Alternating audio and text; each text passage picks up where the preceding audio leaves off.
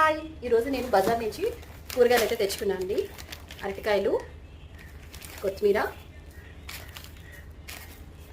ఇంకా పుల్ల మామిడికాయలు.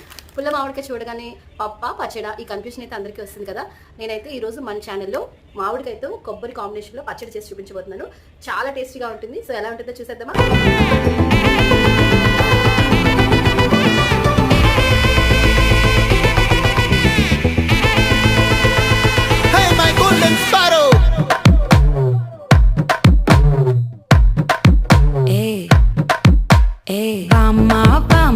கம்மன் சிங்கு குயின தேடி வந்தான் கிங்கு டைலா டைலா பிபி டும்மு மாலை மாத்தி போடு ரிங்கு கோல்டன் ஸ்பாரோ என் நெஞ்சில ஆரோ நீ இல்லாத லைஃப்